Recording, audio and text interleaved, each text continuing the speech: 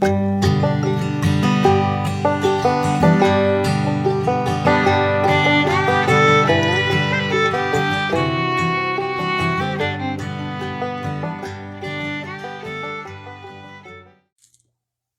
y'all, welcome back to From the Holler. If you're new, my name is Missy.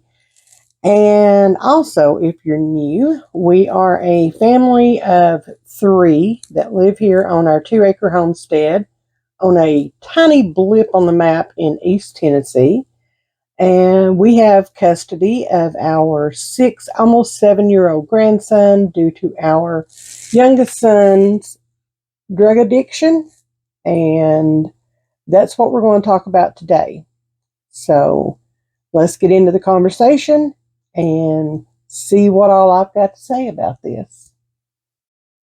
So right off the bat, I want to say a big thank you to all the people that sent well wishes and prayers and good vibes and good mojo, all the things. As I told you all a couple of weeks ago or 3 weeks ago, something like that, our son had to go to court, and they went ahead with the court hearing and all that. And, he was looking at getting a lot of time. And I am very happy to report that he got time served plus 4 days. He has served those 4 days. He is already out. And he is on probation for 2 years, and he has to be drug tested often during those 2 years. So this could lead to good things. So I ask that you all continue to pray, continue to send the good vibes, continue all the things, that this could be the light at the end of the tunnel that we've all waited for, especially his son.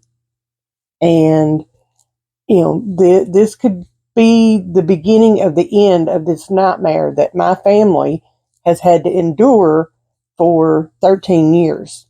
So that's where I'm at right now.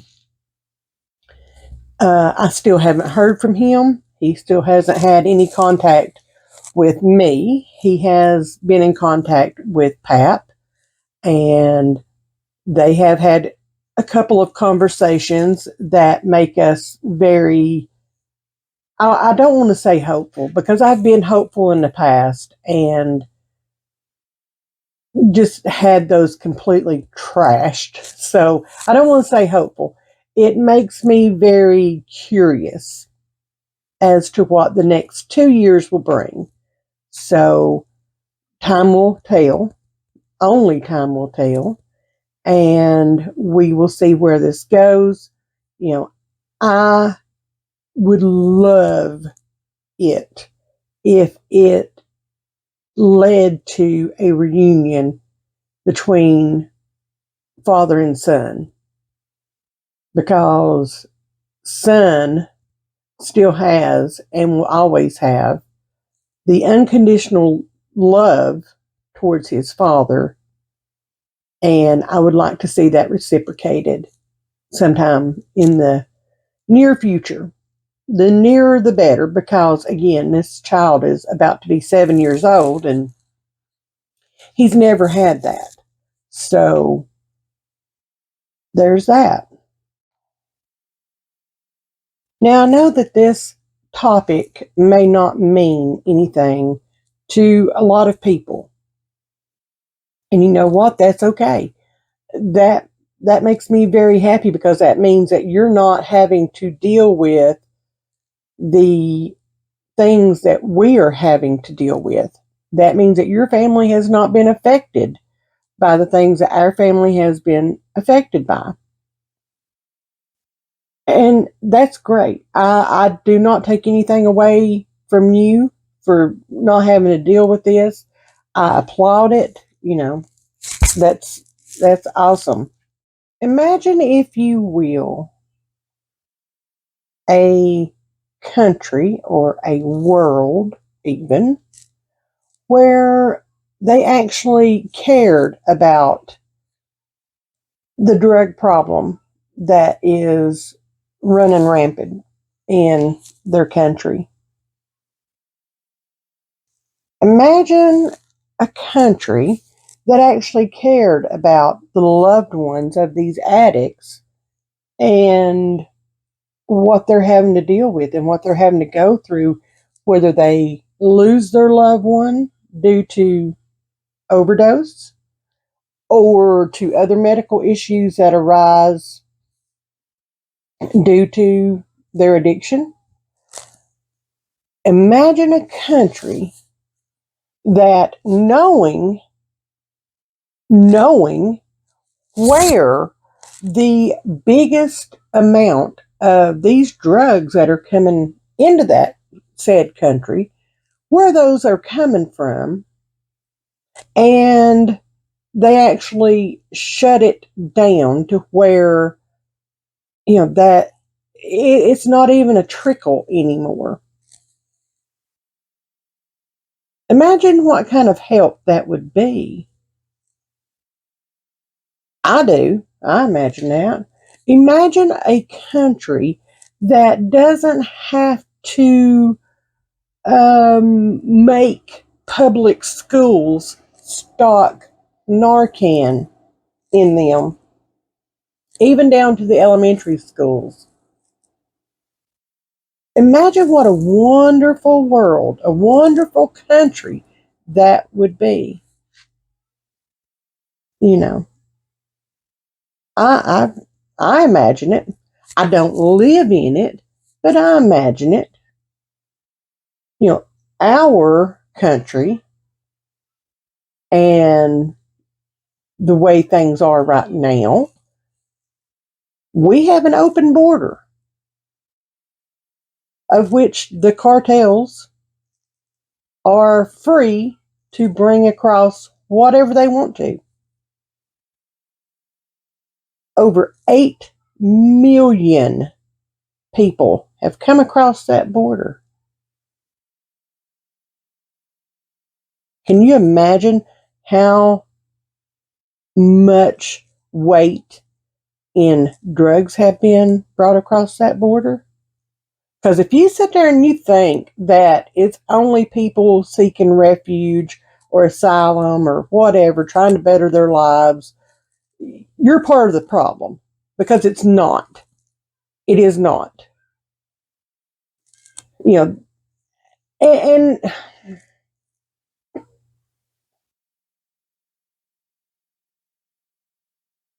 there are people dying every day because of this policy, because of that border being open, because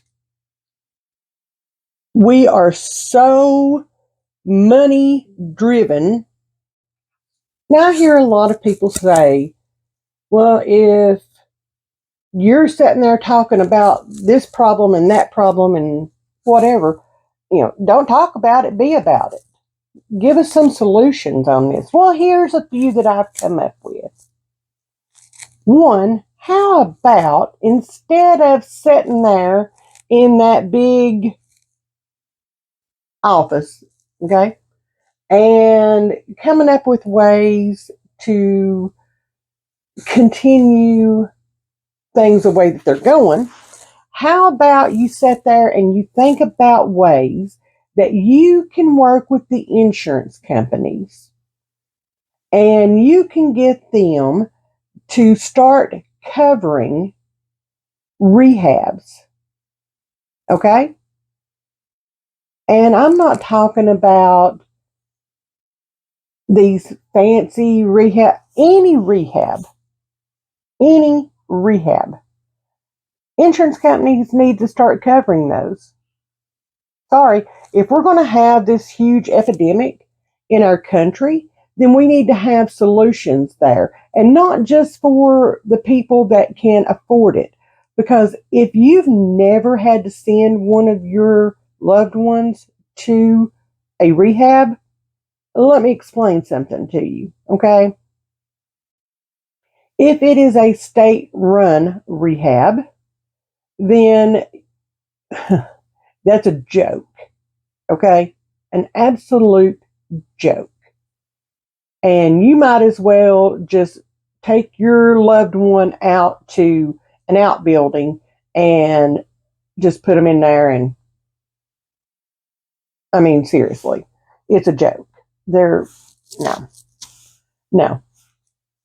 Trying to work with insurance to get your loved one into a rehab is super frustrating and almost to the point of being just maddening. Okay. I can't think of any other word. And then if, emphasis on if your insurance company approves, or their insurance company, I should say, approves of your loved one going into rehab after you have had to prove that they have an actual problem, if they do that, they require money up front. Okay? They want that money up front. That's what it's all about. They could give a rat's butt less about your loved one, about you, or anything else. It's all about that money. And they want that up front. The second time we got him into rehab, the rehab was in Las Vegas because we couldn't find one around here, one that dealt with methamphetamine, two, would take our insurance, three, that our insurance would approve if it did take our insurance. So we had to send him to rehab in Las Vegas. They wanted $5,000 up front to allow him to go step foot into that rehab center. And we had to buy him a plane ticket to get from here to there. We were only allowed to do a one-way ticket, so that which I was fine with. One-way ticket sounds good to me. He doesn't need to have a round trip ticket in his hand so that he can take off, come back home. So, but yeah, $5,000. And I'm sorry, y'all, but we're not rich people. We're just not. We are on the we're on a lower level, okay? And we don't have $5,000 just laying around. It's not pocket change to us. And we don't have $5,000 laying around. And I knew we wouldn't have it, you know. And I'm begging them, please, the rehab, the insurance, I'm begging them, please help us. My son is going to die. Help us. Well, you pay us the $5,000 and buy him a plane ticket, and we'll be more than happy to help you. Otherwise, don't bother us again. That was the attitude that I got, okay? And we sold. We didn't have it, but we sold everything that we could. We went out and borrowed as much as we could against things that we had. Both of our vehicles were paid off at that time, and we went, and they weren't the greatest, okay, but they got us from point A to point B, and we went and borrowed money against those vehicles. Craziness. We sold everything that we could, And somehow or another, we came up with $5,000 to send him to rehab in Vegas, of which he got kicked out of within 2.5 weeks. And I had to buy another plane ticket and get him home.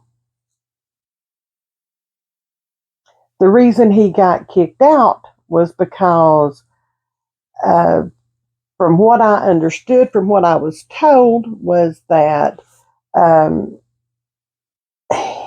there was a group of people that were supposedly doing good and were allowed to walk from the rehab center to the strip in Vegas and on their own. On their own. They had been there, a total of 2 weeks, and they were allowed to do this on their own and trusted to just go into the strip in Vegas. And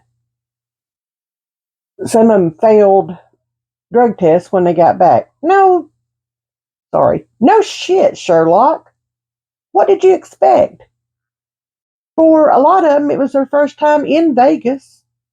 They're addicts and they're unsupervised. They've been there a total of 2 weeks. What did you think was going to happen? So, yeah, they booted him out. There's $5,000 gone. We're left making the payments on that where we had to borrow the money. It's just gone. There's no help. None whatsoever. None. So we knew then that rehab was not going to do us a whole lot of good. It just wasn't. There was no way we could afford it. And there's a whole lot of families out there that either lost a family member because they couldn't afford to get them into rehab. There's a whole lot of people out there that can't sell stuff and borrow the money to come up with that $5, $8, $10,000 that they require because insurance will only cover so much, or they just, yeah. So us poor families, we wind up at the bottom of the barrel. We're not cared about. There's nobody stepping up and saying, hey, let's help these people. Let's help these families. Let's help these kids that are losing these parents. There's no help. How about sitting in that office of yours and coming up with solutions to these problems, not adding to these problems by being stupid about it and not offering any help whatsoever. You're adding to it. Shut down the border. Shut it down. Stop allowing these drugs to come across that border. How many new addicts do we have in this country because of the border being wide open? There are people out there that are trying these drugs for the first time. There are tens of thousands of people dying because they did these drugs. How many families are out there mourning the passing of their family member because of this problem? How many? Are you one of them? Knock on wood. Thankfully, right now, I am not. I could have been. As I've told you all before, the last time that I know of my son overdosing, it took 5 doses of Narcan to bring him back. 5. His body is becoming immune to, I guess, the Narcan. I don't know. I honestly, either that, I don't know. I don't want to know. I don't want to know. I just don't want to know. But 5 doses,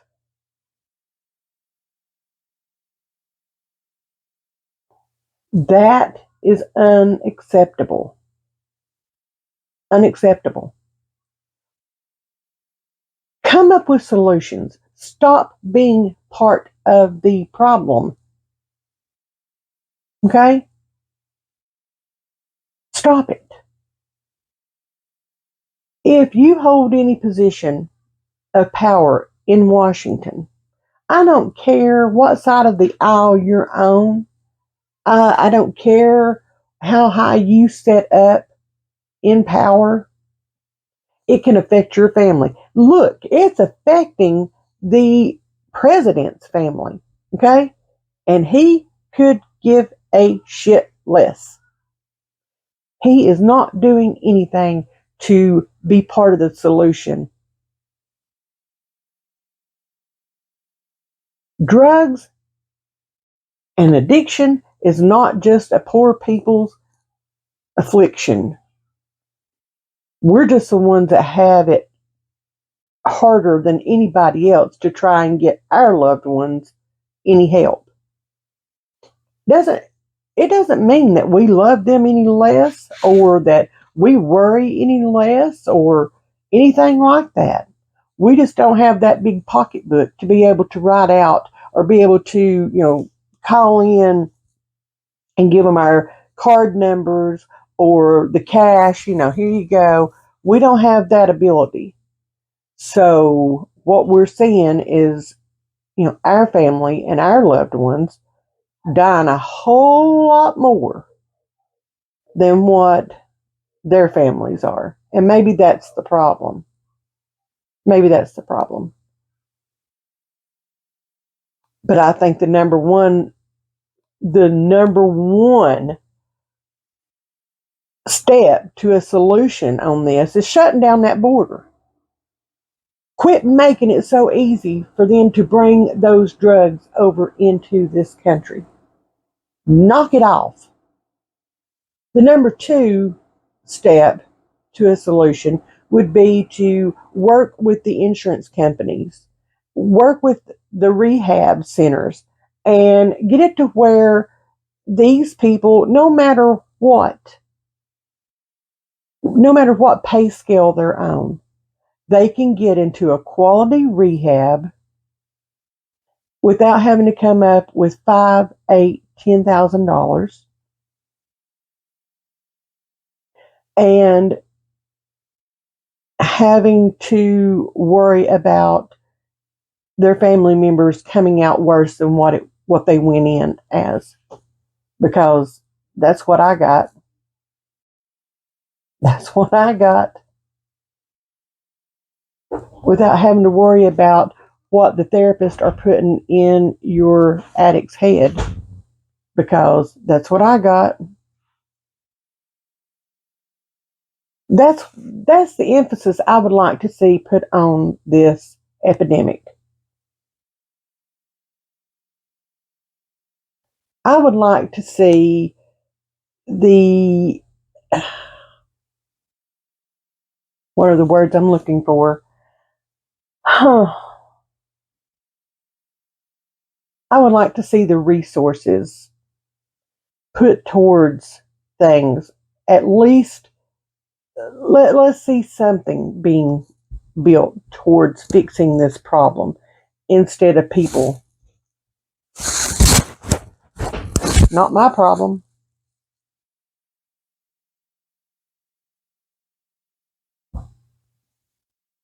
What's it going to take? All these people up in Washington, even at the state level, even at the state level, do something.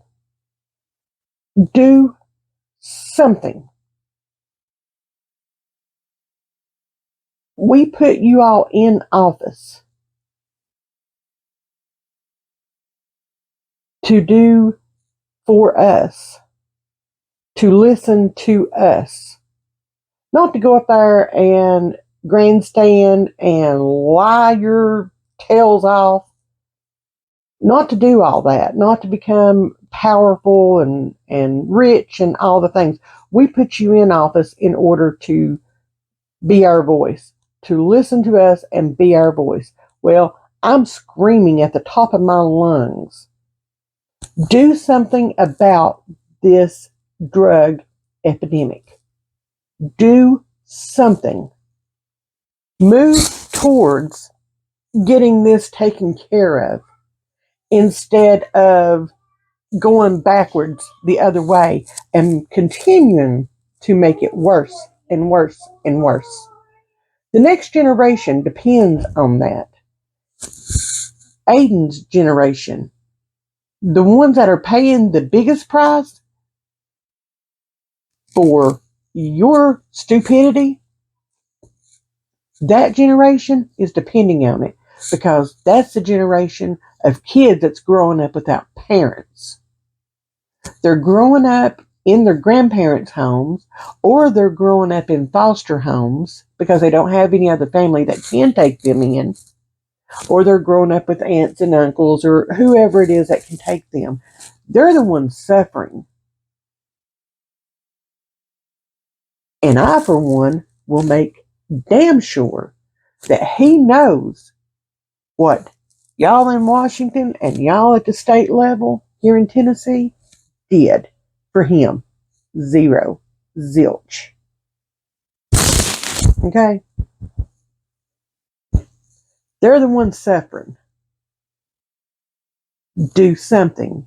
Do better because one life lost is too many. Way too many. Much love to each and every one of you. We'll see you in the next one. Bye, y'all.